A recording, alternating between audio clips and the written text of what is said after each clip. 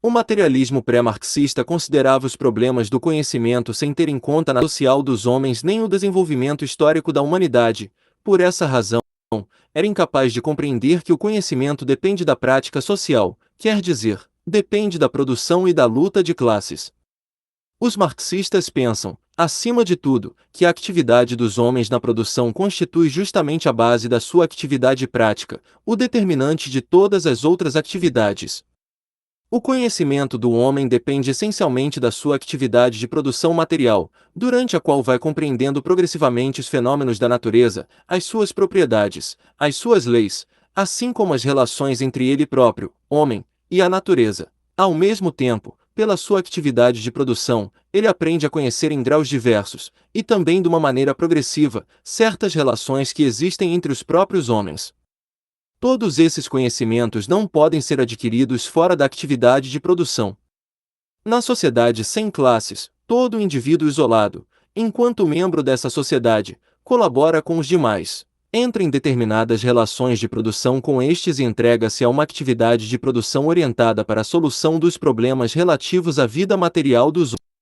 Nas diferentes sociedades de classes, os membros dessas sociedades, que pertencem às diferentes classes e que, sob formas diversas, entram em determinadas relações de produção, também se entregam a uma atividade de produção orientada para a solução dos problemas relativos à vida material dos homens. Aí está a fonte principal do desenvolvimento do conhecimento humano. A prática social dos homens não se limita à atividade de produção. Ela apresenta ainda muitas outras formas: luta de classes, vida política, atividade desenvolvida no domínio da ciência e da arte. Em resumo, o homem social participa em todos os domínios da vida prática da sociedade. É por essa razão que o homem, na sua atividade cognitiva, apreende em graus diversos as relações distintas que existem entre os homens, não somente na vida material, mas igualmente na vida política e cultural, que está estreitamente ligada à vida material. Entre essas relações, as diversas formas de luta de classes exercem uma influência particularmente profunda sobre o desenvolvimento do conhecimento humano. Numa sociedade de classes, cada indivíduo existe como membro de uma classe determinada, e cada forma de pensamento está invariavelmente marcada com o selo de uma classe. Os marxistas pensam que a atividade de produção da sociedade humana desenvolve-se passo a passo, dos graus inferiores aos superiores. Por essa razão, o conhecimento dos homens, quer no que respeita à natureza, quer sobre a sociedade, desenvolve-se também passo a passo, dos graus inferiores aos superiores, isto é, do simples ao complexo, do unilateral ao multilateral. Durante um período histórico muito longo, os homens não puderam compreender a história da sociedade a não ser de uma maneira unilateral. Isso foi assim porque, por um lado, os preconceitos das classes exploradoras deformavam constantemente a história da sociedade. Por outro lado, porque a escala reduzida da produção limitava o horizonte dos homens. Somente quando, com a formação de forças produtivas gigantescas, a grande indústria, surgiu o proletariado moderno, é que os homens puderam chegar a uma compreensão completa e histórica do desenvolvimento histórico da sociedade, e transformar os seus conhecimentos sobre a sociedade numa ciência, a ciência do marxismo. Os marxistas pensam que só a prática social dos homens pode constituir o critério da verdade dos conhecimentos que o homem possui sobre o mundo exterior. Com efeito, só chegando, na prática social, no processo da produção material, da luta de classes, da experimentação científica, aos resultados esperados é que os homens recebem a confirmação da verdade dos seus conhecimentos. Se se pretende obter êxito no trabalho, isto é, atingir os resultados previstos, é necessário proceder de maneira que as ideias correspondam às leis do mundo exterior objetivo. Sem essa correspondência, fracassa-se na prática. Depois de se ter fracassado, há que tirar daí a respectiva lição e modificar as ideias de maneira a fazê-las concordar com as leis do mundo objetivo, podendo-se desse modo chegar a converter o fracasso num triunfo. É o que se quer dizer com: a derrota é a mãe da vitória, e cada revés torna-nos mais experimentados. A teoria materialista dialética do conhecimento põe a prática em primeiro lugar, sustentando que o conhecimento humano não pode estar, em nenhum grau, desligado da prática, e rejeitando todas as teorias erradas que negam a importância da prática e desligam o conhecimento da prática. Lenin dizia: a prática é superior ao conhecimento teórico, pois ela tem não somente a dignidade do geral, mas também a do real imediato. 1. O materialismo dialético da filosofia marxista tem duas particularidades mais evidentes. Uma é o seu caráter de classe, afirma abertamente que o materialismo dialético serve o proletariado, a outra é o seu caráter prático, sublinha o facto de a teoria depender da prática, de a teoria basear-se na prática e, por sua vez, servir à prática. A verdade de um conhecimento ou de uma teoria é determinada não por uma apreciação subjetiva, mas sim pelos resultados da prática social objetiva. O critério da verdade não pode ser outro senão a prática social. O ponto de vista da prática é o ponto de vista primordial, fundamental, da teoria materialista dialética do conhecimento. 2. Mas de que maneira o conhecimento humano nasce da prática e como serve, a seu turno, essa mesma prática? Para compreender isso basta examinar o processo de desenvolvimento.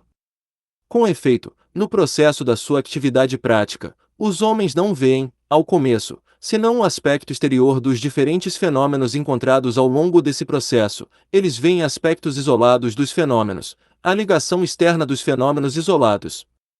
É assim que, por exemplo, as pessoas vindas do exterior para investigar em Yan viram, no primeiro ou segundo dia, a configuração, as ruas e as casas da região, entraram em contato com muita gente, assistiram a recepções, saraus, reuniões, ouviram distintas intervenções, leram diversos documentos. Tudo isso são os aspectos exteriores dos fenômenos, aspectos isolados desses fenômenos, a sua ligação externa. Esse grau do processo do conhecimento chama-se grau da percepção sensível, isto é, o grau das sensações e das representações. Esses diferentes fenômenos, encontrados em Yan, actuando sobre os órgãos dos sentidos dos senhores dos grupos de investigação, suscitaram nele sensações determinadas. Na sua consciência surgiu toda uma série de estabeleceu-se um laço aproximativo, exterior, entre essas representações, tal é o primeiro grau do conhecimento. Nesse grau, os homens ainda não podem elaborar conceitos profundos nem proceder a conclusões lógicas. A continuação das apresentações no homem. É então que se produz na consciência humana uma mutação, súbita, no processo do conhecimento, o aparecimento dos conceitos. O conceito já não reflete mais os aspectos exteriores dos fenômenos, os seus aspectos isolados, a sua ligação externa, ele capta a essência dos fenômenos, os fenômenos no seu conjunto, a ligação interna dos fenômenos. Entre o conceito e a sensação, a diferença não é somente quantitativa, ela é também qualitativa. O desenvolvimento que intervém ulteriormente nessa direção, o emprego dos métodos de juízo, de dedução, podem desembocar em conclusões lógicas. Quando, no romance dos Três Reinos, se diz basta um franzir de sobrolho para que um estratagema venha à mente, ou ainda quando nós dizemos, correntemente, deixe-me refletir, isso significa que o homem opera intelectualmente usando conceitos, a fim de fazer juízos e proceder a deduções. Esse é o segundo grau do conhecimento. Os senhores dos grupos de investigação que vêm até nós, depois de reunirem um material variado e refletirem sobre ele, podem fazer o juízo seguinte: a política de Frente Única Nacional anti-japonesa, aplicada pelo Partido Comunista, aparece consequente, sincera e honesta. E se, com a mesma honestidade, eles são partidários da unidade a fim de assegurar a salvação da pátria, após um tal juízo poderão ir ainda mais longe e extrair a conclusão seguinte: a Frente Única Nacional anti-japonesa pode ter êxito.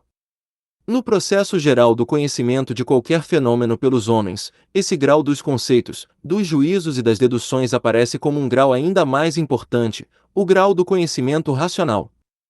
A verdadeira tarefa do conhecimento consiste em elevar-se da sensação ao pensamento, em elevar-se até a elucidação progressiva das contradições internas nos fenômenos que existem objetivamente, até a elucidação das suas leis, da ligação interna dos diferentes processos. Isto é, consiste em atingir o conhecimento lógico.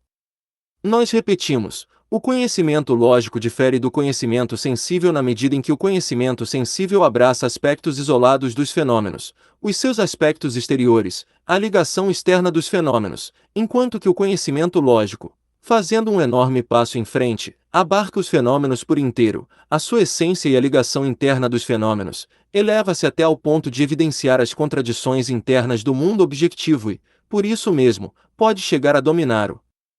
desenvolvimento desse mundo na sua integridade, com as suas ligações gerais internas.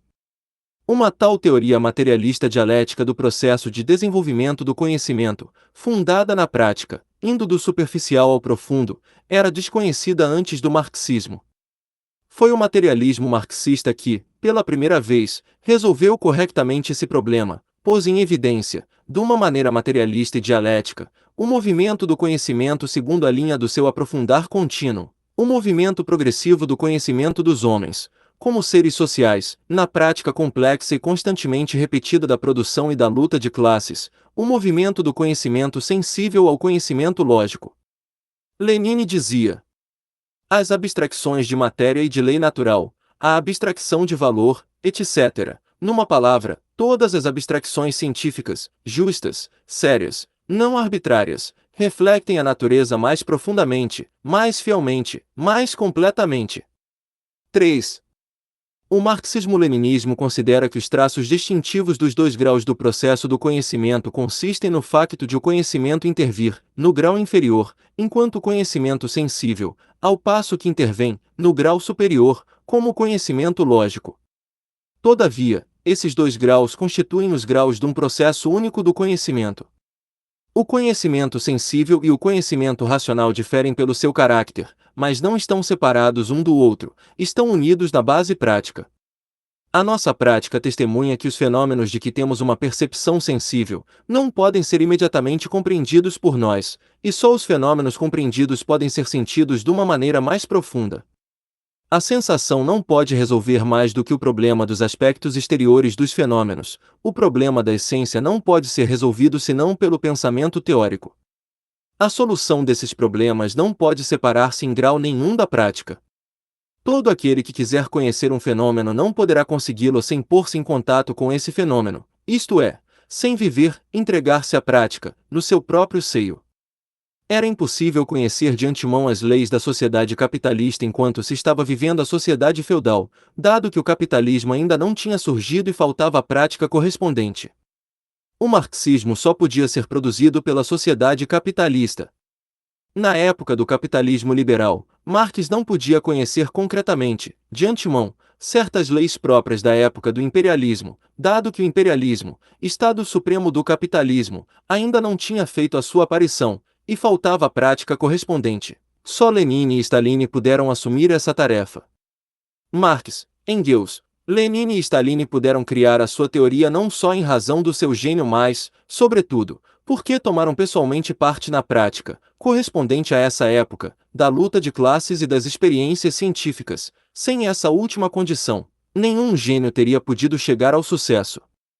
A expressão o bacharel, sem através da sua porta, pode conhecer tudo o que se passa na Terra era uma frase vazia dos tempos antigos em que a técnica não estava ainda desenvolvida, e se na nossa época de técnica desenvolvida isso aparece realizável, apenas os indivíduos ligados à prática do que se passa na Terra podem possuir conhecimentos autênticos, adquiridos graças à sua experiência pessoal. Esses indivíduos, na sua prática, adquirem conhecimentos que, graças à escrita e à técnica, podem ser transmitidos ao bacharel, dando-lhe a possibilidade de conhecer, indiretamente, tudo o que se passa na Terra. Para conhecer diretamente um fenômeno ou fenômenos, é indispensável participar em pessoa na luta prática que visa modificar a realidade, esse fenômeno ou esses fenômenos, pois só participando pessoalmente em tal luta prática se torna possível entrar em contato com o aspecto exterior do fenômeno ou fenômenos, só assim é possível a essência do fenômeno ou fenômenos, e compreendê-los. Tal é o processo de conhecimento que os homens seguem na realidade, só que alguns deformam deliberadamente os factos e pretendem o contrário. Os mais ridículos são os chamados sabe-tudo, que, cheios de conhecimentos ocasionais, fragmentários, consideram-se autoridades número um do mundo, o que comprova justamente a sua fatuidade desmesurada. O conhecimento é uma questão de ciência, não admite a menor desonestidade ou presunção. O que se requer é precisamente o contrário, honestidade e modéstia. Se se deseja adquirir conhecimentos, há que tomar parte na prática que transforma a realidade. Se se quer conhecer o gosto de uma pera, há que transformá-la, prová-la. Se se quer conhecer a estrutura e as propriedades do átomo, há que entregar-se a experiências físicas e químicas, modificar o estado do átomo. Se se quer conhecer a teoria e os métodos da revolução, há que participar na revolução. Todos os conhecimentos autênticos resultam da experiência direta. Mas o homem não pode ter uma experiência direta de tudo, razão porque a maior parte dos nossos conhecimentos é, na realidade, o produto de uma experiência indireta, são conhecimentos que nos vêm de todos os séculos passados, ou conhecimentos que foram adquiridos por homens de outros países. Esses conhecimentos são o produto da experiência direta dos nossos antepassados, ou da experiência direta de estrangeiros. Se, durante a experiência direta dos nossos antepassados estrangeiros, esses conhecimentos respondiam à condição de que falava Lenin, quer dizer, se eram o resultado de uma abstração científica, se eram um reflexo científico de fenômenos com existência objetiva, tais conhecimentos são seguros, no caso contrário, não o são. É por isso que os conhecimentos do homem se compõem de duas partes, os dados da experiência direta e os dados da experiência indireta. Contudo, o que para mim é experiência indireta, permanece para os outros experiência direta. Segue-se daí que, falando dos conhecimentos no seu conjunto, pode dizer-se que nenhum conhecimento pode ser desligado da experiência direta. A fonte de todo o conhecimento são as sensações recebidas do mundo exterior objetivo, pelos órgãos dos sentidos do homem. Os que negam a sensação, a experiência direta, a participação pessoal na prática que modifica a realidade, não são materialistas. Essa razão porque os sabe-tudo são tão ridículos.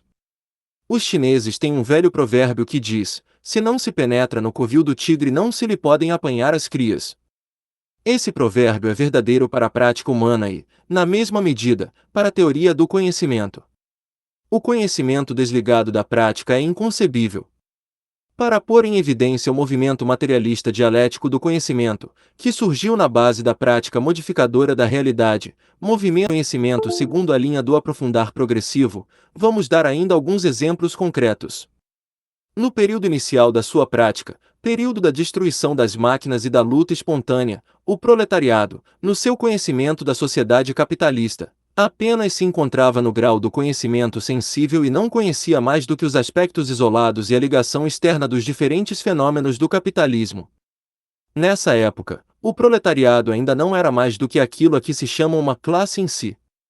Assim que começou, porém, o segundo período da prática do proletariado, período da luta econômica e política consciente e organizada, quando a experiência múltipla resultante da prática, a experiência adquirida ao longo de uma luta prolongada, foi generalizada cientificamente por Marx e Engels, e nasceu a teoria marxista utilizada para esclarecer o proletariado, teoria que ensina o proletariado a compreender a essência da sociedade capitalista, a compreender as relações de exploração entre as classes sociais, a compreender as tarefas históricas do proletariado. Este tornou-se numa classe para si.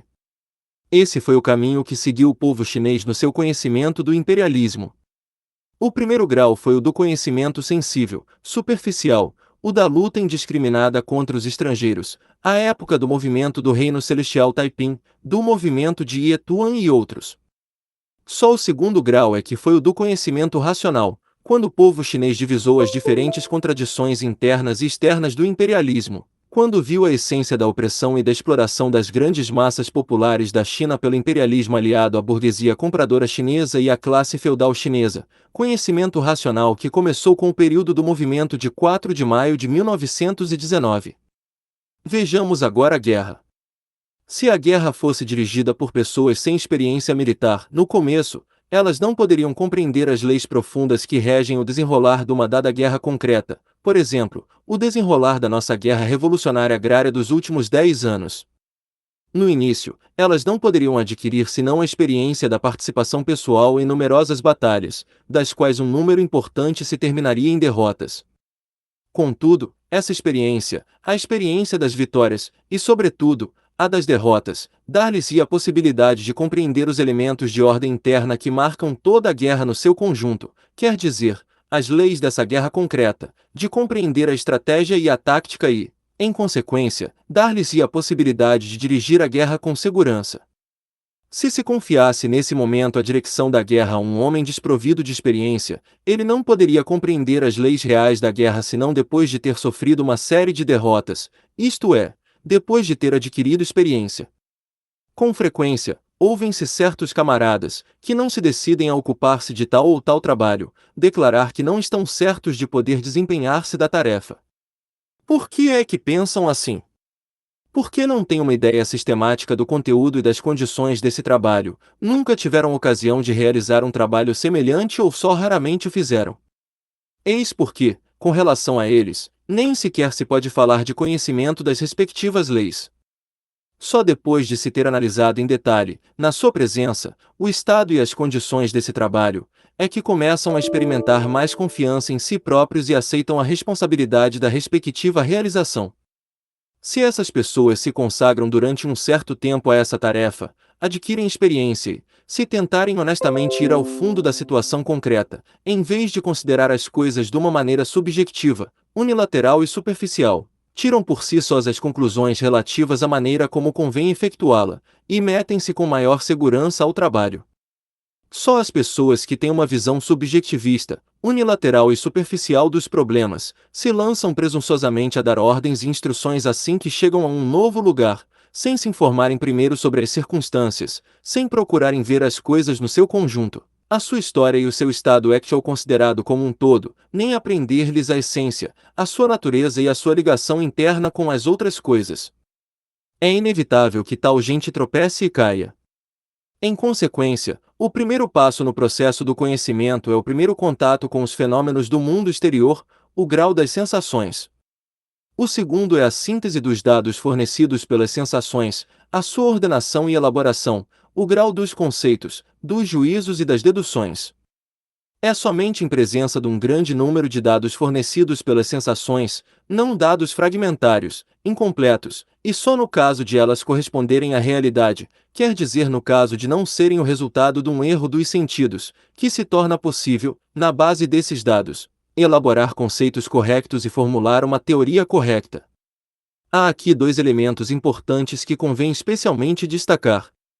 Já se falou no primeiro, mas é necessário voltar a falar uma vez mais, é o problema da dependência em que se encontra o conhecimento racional, com relação ao conhecimento sensível. Os que consideram que o conhecimento racional pode deixar de vir do conhecimento sensível são idealistas. Na história da filosofia houve uma escola, chamada racionalista, que só reconhecia a realidade da razão, negava a realidade da experiência, afirmava que não se podia fazer confiança a não ser na razão e nunca na experiência fornecida pela percepção sensível. O erro dessa tendência consiste na inversão que faz dos factos. Se é possível apoiarmos-nos nos dados do conhecimento racional, é justamente porque estes se originam nos dados da percepção sensível. De contrário, tais dados do conhecimento racional tornar-se-iam num rio sem nascente, uma árvore sem raízes. Seriam algo em que nada poderia apoiar-se, algo que nascesse de maneira exclusivamente subjetiva. Do ponto de vista da ordem do processo do conhecimento, a experiência sensível é o primeiro dado, e nós sublinhamos a importância da prática social no processo do conhecimento porque o conhecimento humano só pode surgir baseado na prática social do homem, assim como somente baseado nessa prática é que o homem pode adquirir a experiência sensível proveniente do mundo objetivo exterior. Se o homem fechasse os olhos, tapasse as orelhas e se desligasse em absoluto do mundo exterior, não se poderia sequer, com relação a ele, falar de conhecimento. O conhecimento começa com a experiência, e nisso reside o materialismo da teoria do conhecimento. O segundo elemento é a necessidade de aprofundar o conhecimento, a necessidade de passar do grau do conhecimento sensível ao grau do conhecimento racional. Nisso está a dialética da teoria do conhecimento. 4.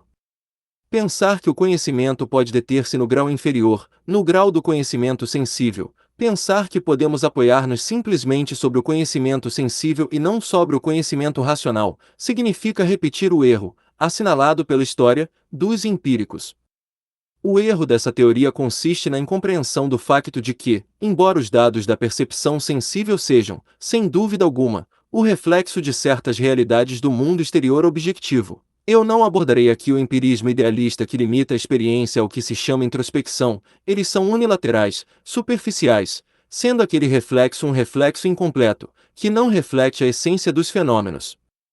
Para refletir plenamente um fenômeno na sua totalidade, para refletir a sua essência e as suas leis internas, é preciso criar um sistema de conceitos e teorias. Depois de se terem submetido os múltiplos dados da percepção sensível a uma elaboração mental que consiste em rejeitar a casca para guardar o grão, em eliminar o que é falso para conservar o verdadeiro, em passar de um aspecto dos fenômenos a outro, do externo ao interno, é preciso saltar do conhecimento sensível ao conhecimento racional. Essa elaboração não torna os nossos conhecimentos menos ricos, menos seguros. Pelo contrário, tudo que, após ter surgido no processo do conhecimento na base da prática, foi submetido a uma elaboração científica, reflete, como dizia Lenin, o mundo objetivo de uma maneira mais profunda, mais justa, mais completa. É justamente isso que não compreendem os práticos vulgares. Eles inclinam-se diante da experiência e desprezam a teoria, em consequência do que não podem abarcar o processo objetivo no seu conjunto, sofrem de falta de clareza de orientação, de perspectiva larga, e embriagam-se com os seus sucessos ocasionais e as suas vistas curtas. Se esses indivíduos dirigissem a revolução, conduzi-la-iam a um beco sem saída. O conhecimento racional depende do conhecimento sensível e este deve desenvolver-se em conhecimento racional. Assim é a teoria materialista dialética do conhecimento. O racionalismo e o empirismo, em filosofia, não compreendem o caráter histórico ou dialético do conhecimento, embora cada uma dessas tendências ofereça um aspecto da verdade. Trata-se do racionalismo e do empirismo materialistas, não idealistas. Ambas se afiguram erradas, quando consideradas do ponto de vista da teoria do conhecimento no seu conjunto. O movimento materialista dialético do conhecimento do sensível ao racional intervém tanto no processo do conhecimento do pequeno, por exemplo, o conhecimento de um objeto, de um trabalho qualquer, como no processo do conhecimento do grande, por exemplo, o conhecimento de tal ou tal sociedade, de tal ou tal revolução. Todavia, o movimento do conhecimento não se termina aí. Se o movimento materialista dialético do conhecimento se detivesse no conhecimento racional, só metade do problema ficaria esgotado, e o que é mais, do ponto de vista da filosofia marxista, essa não seria a metade mais importante. A filosofia marxista sustenta que a questão mais importante não é compreender as leis do mundo objetivo e poder, por isso, explicá-lo, mas sim utilizar o conhecimento dessas leis para transformar ativamente o mundo. Do ponto de vista marxista, a teoria é importante, e a sua importância exprime-se plenamente na seguinte frase de Lenin: sem teoria revolucionária não há movimento revolucionário. 5.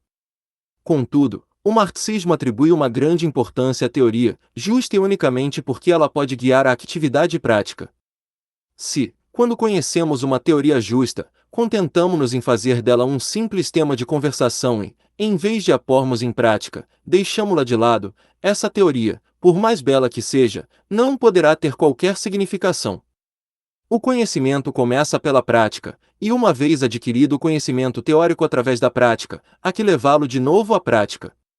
A função ativa do conhecimento não se exprime somente no salto ativo do conhecimento sensível ao conhecimento racional, mas também, e o que ainda é mais importante, no salto do conhecimento racional à prática revolucionária. Uma vez adquirido o conhecimento das leis do mundo, deve-se dirigi-lo para a prática da transformação do mundo, aplicá-lo na prática da produção, na prática da luta de classes e da luta nacional revolucionárias, assim como na prática da experimentação científica. Tal é o processo de verificação e de desenvolvimento da teoria, a continuação de todo o processo do conhecimento. A questão de saber se uma proposta teórica corresponde à verdade objetiva não é, nem pode ser, inteiramente resolvida no movimento do conhecimento sensível ao conhecimento racional de que acima falamos. Para resolver completamente essa questão é necessário, a partir do conhecimento racional, regressar à prática social, aplicar a teoria narrática e verificar se ela pode conduzir ao objetivo fixado. Muitas das teorias das ciências da natureza foram reconhecidas como verdadeiras, não só por terem sido elaboradas por sábios que se devotam a essas ciências, mas também por terem encontrado confirmação na prática científica ulterior. Do mesmo modo, o marxismo-leninismo é reconhecido como verdade não só pelo facto de essa doutrina ter sido cientificamente elaborada por Marx, Engels, Lenin e Stalin, mas também por ter sido confirmada pela prática ulterior da luta de classes e da luta nacional revolucionárias. O materialismo dialético é uma verdade universal porque é impossível, na prática, sair-se desse quadro. A história do conhecimento humano mostra que a verdade de muitas teorias não era suficientemente completa, mas, em consequência da verificação na prática, essa insuficiência foi eliminada.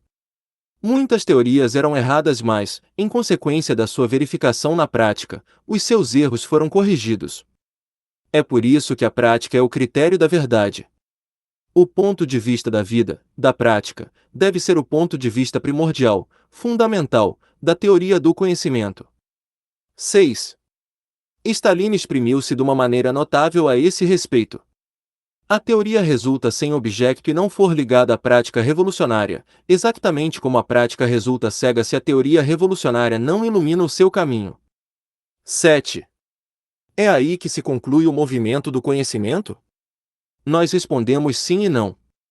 O homem, enquanto membro da sociedade que participa na prática da modificação de um processo objetivo determinado num determinado estágio do seu desenvolvimento, seja da prática da modificação de um processo produzindo-se na natureza, seja da prática da modificação de um processo social qualquer, recebe, sob a influência do reflexo do processo objetivo e da sua própria atividade subjetiva, a possibilidade de passar do conhecimento sensível ao conhecimento racional e de criar ideias, teorias, planos ou projetos que correspondem, em geral, às leis desse processo objetivo, e se na aplicação ulterior dessas ideias, teorias, planos e projetos, na prática do mesmo processo objetivo, se chega ao objetivo fixado, isto é, se consegue, na prática desse processo, transformar em realidade as ideias, teorias, planos e projetos previamente elaborados, ou se chega a realizá-los nas suas linhas gerais, o movimento do conhecimento desse processo objetivo pode considerar-se terminado.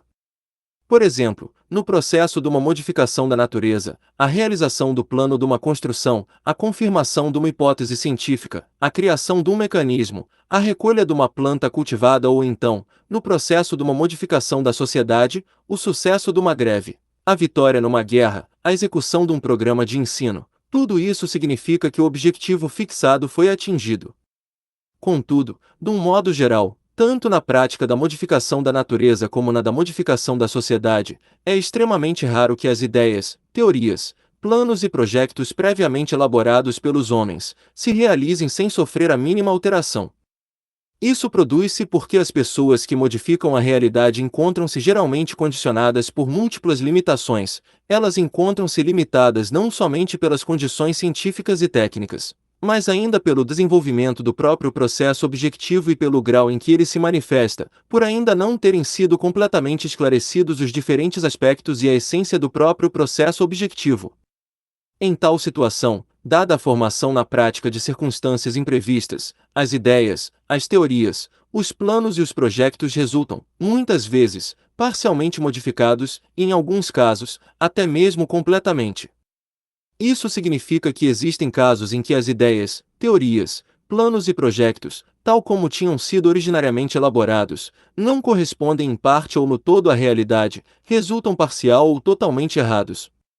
Em muitos casos, só depois de falhanços repetidos se consegue eliminar o erro, obter a correspondência com as leis do processo objetivo e transformar assim o subjetivo em objetivo, quer dizer, chegar na prática aos resultados esperados. Em todo caso, é nesse momento que o movimento do conhecimento pelos homens de um processo objetivo determinado, num grau determinado do seu desenvolvimento, pode considerar-se acabado. Todavia, se considera o processo no seu desenvolvimento, o movimento do conhecimento humano não se termina aí. Quer na natureza, quer na sociedade, todos os processos, em consequência das suas contradições e lutas internas, progridem e desenvolvem-se. E o processo do conhecimento humano deve igualmente progredir e desenvolver-se com eles. Se fala do movimento social, os verdadeiros dirigentes revolucionários devem não só ser capazes de corrigir os erros existentes nas suas ideias, teorias, planos e projetos, como se disse anteriormente, mas ainda, por ocasião da passagem desse processo objetivo determinado de um grau a outro do seu desenvolvimento, tornar-se, a si próprios e a todos os demais participantes da revolução, capazes de seguir essa passagem no seu conhecimento subjetivo, isto é, chegar a fazer corresponder às novas tarefas revolucionárias, os novos planos de trabalho, as novas modificações surgidas na situação.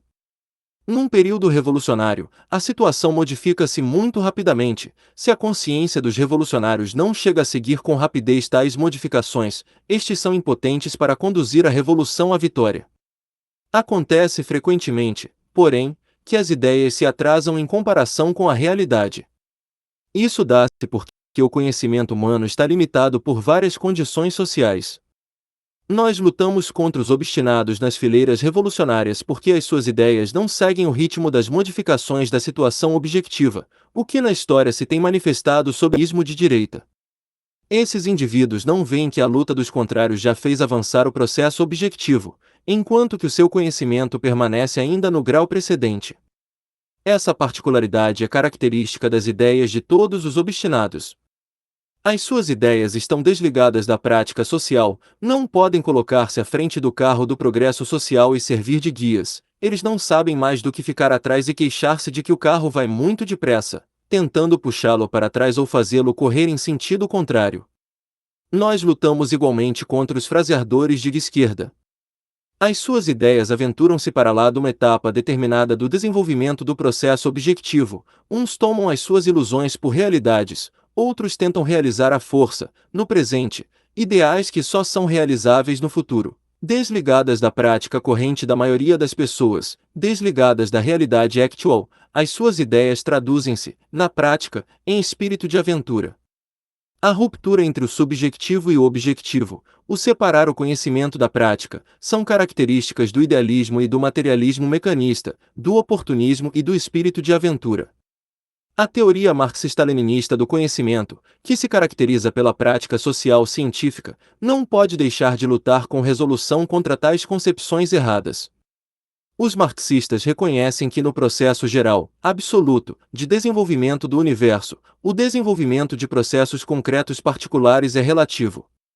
É por isso que, na corrente infinita da verdade absoluta, o conhecimento que os homens têm de processos concretos particulares, em etapas determinadas do seu desenvolvimento, não contém mais do que verdades relativas. A verdade absoluta, 8, é constituída pela soma de incontáveis verdades relativas. O desenvolvimento de um processo objetivo é um desenvolvimento pleno de contradições e de lutas. O desenvolvimento do processo do conhecimento humano é igualmente um desenvolvimento pleno de contradições e de lutas. Todo movimento dialético do mundo objetivo pode, tarde ou cedo, encontrar o seu reflexo no conhecimento humano. Na prática social, o processo do nascimento, desenvolvimento e morte é infinito. Igualmente infinito é o processo do nascimento, desenvolvimento e morte do conhecimento humano. É justamente porque a prática que modifica a realidade objetiva na base de ideias, teorias, planos e projetos determinados, está em progressão constante que o conhecimento humano da realidade objetiva se aprofunda sem cessar. O movimento de modificação do mundo real, objetivo, é eterno e ilimitado. Igualmente eterno e ilimitado é o conhecimento que os homens obtêm da verdade no processo da prática. O marxismo-leninismo não põe de maneira alguma fim à descoberta da verdade, pelo contrário, ele abre sem cessar as vias do conhecimento da verdade no processo da prática. A nossa conclusão é que nós somos pela unidade histórica, concreta, do subjetivo e do objetivo, da teoria e da prática, do conhecimento e da ação. Nós somos contra todas as concepções erradas, de esquerda e de direita, desligadas da história concreta. Na época actual do desenvolvimento social, a história encarregou o proletariado e o seu partido da responsabilidade de conhecer o mundo de uma maneira exata e transformá-lo. Na China, como no mundo inteiro, o processo da prática de transformação do mundo, determinado na base do conhecimento científico, já atingiu um momento histórico de alta importância, um momento como a história da humanidade ainda não conheceu, um momento que vê dissiparem-se completamente as trevas na China e no mundo inteiro e a transformação deste mundo num mundo novo, radioso. A luta do proletariado e dos povos revolucionários pela transformação do mundo implica a realização das tarefas seguintes: a transformação do mundo objetivo, como a do próprio mundo subjetivo de cada um, a transformação das próprias capacidades cognitivas de cada um, como a da relação existente entre o mundo subjetivo e o mundo objetivo. Numa parte do globo terrestre, na União Soviética, os homens realizaram já essas transformações e aceleram-lhes atualmente o processo. O povo chinês e os povos do mundo inteiro estão hoje igualmente empenhados, ou estarão empenhados no futuro, no processo de tais transformações. Um mundo objetivo a transformar inclui igualmente todos os adversários dessa transformação. Eles devem no início passar pela etapa da transformação, pela coacção, depois do que poderão abordar a etapa da reeducação consciente. A época em que a humanidade inteira passará conscientemente a sua própria transformação e a transformação do mundo, será a etapa do comunismo no mundo inteiro. Pela prática, descobrir as verdades, igualmente pela prática, confirmá-las e desenvolvê-las. Passar ativamente do conhecimento sensível ao conhecimento racional, depois, passar do conhecimento racional à direção ativa da prática revolucionária, para transformar o mundo subjetivo e objetivo. A prática, o conhecimento, e novamente a prática e o conhecimento, essa forma, na sua repetição cíclica, é infinita. Além disso, o conteúdo de cada um desses ciclos de prática e de conhecimento vai se elevando a um nível cada vez mais alto. Tal é, no seu conjunto, a teoria materialista dialética do conhecimento, tal é a concepção materialista dialética da unidade do conhecimento e da ação.